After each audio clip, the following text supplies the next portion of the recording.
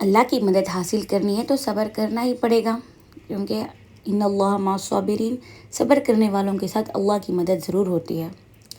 تمام تعریفیں اس پاک ذات کے لیے ہیں جو تمام عیوب سے پاک ہے، وہ ذات جو ہمیشہ سے اور ہمیشہ رہے گی۔ اللہ تعالیٰ نے ہم پر بارش کی طرح احسانات برساتے ہیں۔ ان احسانوں میں سب سے بڑا احسان یہ ہے کہ اللہ نے ہمیں ایمان والا بنایا ہے۔ اس کا ہمیں جتنا بھی شکر ادا کریں گے بہت ہی کم ہے، کیونکہ ایمان سب سے بڑی چیز ہے۔ ایمان اتنی بڑی چیز ہے اس دنیا میں نا، ایمان کے بغیر کچھ بھی نہیں ہے۔ ایمان کے ساتھ اللہ تعالیٰ نے پیدا کیا ہے تو ہمیں زندگی پر سجدے میں گرے پڑے رہیں گے تو بھی کم ہے۔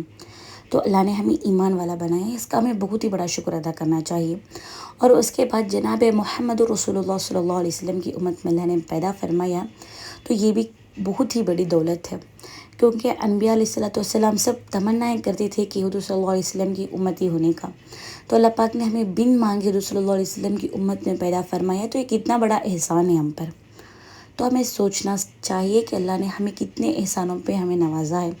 ہمیں اپنی خالی زبانوں سے کہہ دیتے ہمارے پاس کیا ہے، ہمارے پاس کچھ بھی نہیں ہے، ہمارے پاس یہ چیز بھی نہیں ہے، ہمارے پاس وہ چیز بھی نہیں ہے۔ اگر حقیقت میں آئیں گے تو پتہ چلے گا۔ تو اللہ پاک نے ہمیں اتنی بڑی دولت سے نوازا ہے، تو ہمیں اللہ پاک کا بہت ہی بڑا شکر ادا کرنا چاہیے۔ ایسے نبی جنہیں نا ہر وقت امت کی فکر رہتی تھی، ہر وقت امت کی فکر رہتی تھی، تو جب تک جنت میں نہیں جائیں گے، جب تک ان کی تمام امت نہیں جائے گی، حضور صلی اللہ علیہ وسلم جنت میں نہیں جائیں گے۔ تو اتنی بڑی امت کے لیے ہے نا، اتنا سوچنے والے نبی ہیں ہمارے صلی اللہ علیہ وسلم۔ تو ہمیں کتنا اللہ کا شکر ادا کرنا چاہیے۔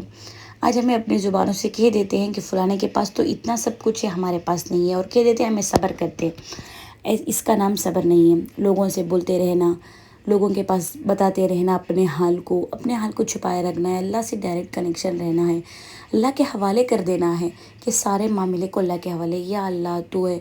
جب تکلیف آتی ہے تو سوچ لینا چاہیے کہ اللہ تعالیٰ اچھا وقت بھی لائیں گے انشاءاللہ۔ یہ جب تک نہیں ہوگا، جب تک ہمارا ایمان ہے نا بہت ہی مضبوط نہ ہو۔ اپنے ایمان کو بنانا ہے۔ ایمان کب بنے گا؟ ایمان جب بنے گا ہمیں، جب ایمان کی باتیں زیادہ سے زیادہ سنیں، زیادہ سے زیادہ جانیں، اللہ کی قدرت کو زیادہ سے زیادہ غور کریں، تو ہمارا ایمان ہے نا مضبوط ہوگا۔ مضبوط ہوگا تو ایمان ہے نا اعمال پر کھڑا کرے گا، یعنی سچے، یعنی کریکٹ راستے پر ہے نا ہمیں چلنے رکھے گا۔ اور اگر ہے نا یہ ایمان بڑھتا جائے گا تو ہمیں جنت کی طرف لے کر جائے گا انشاءاللہ۔ تو ہے نا ایمان جتنا ہوگا اتنا ہے نا اللہ پر عقیدہ زیادہ ہوگا، پختہ ہوگا۔ اب انسان، مثال کے طور پر سوچ لیجئے، کوئی انسان ہے، اگر اسے کچھ بھی فکر نہیں ہے، نہ اسے نماز کا پتہ ہے، نہ اسے اللہ کے احکامات پتہ ہیں، تو وہ اپنی زندگی اپنی طرح سے گزار دے گا۔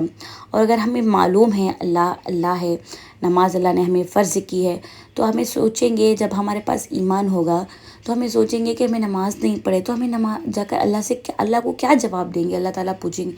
تو ہمیں ایسا سوچنا ہے، تب یہ سوچ جب ہی آئے گی جب آپ کے پاس ایمان ہوگا۔ تو ایمان کو بنانا ہے۔ ایمان جب بنے گا، اللہ کی قدرتوں کو دیکھنا ہے، اللہ تعالیٰ کس طرح سے ہمارا نظام رکھیں۔ اللہ تعالیٰ نے ہمیں ہے نا اتنا اچھے سے نوازا ہے، ہاتھ پیر سلامت دے رکھے ہیں۔ تو ہے نا بزرگ فرماتے ہیں جب ہم صبح اٹھتے ہیں تو ہمیں نا صحیح سالم اٹھتے ہیں، تو اللہ پاک کا بہت ہی بڑا ہم پر شکر ہے۔ اور اگر ہے نا ہمیں اپنی جان ہے نا، پھر نیند ہے نا ایک موت کی ہے نا بہن بتاتے ہیں، تو سویا مرا انسان ایک ہی ہوتا ہے۔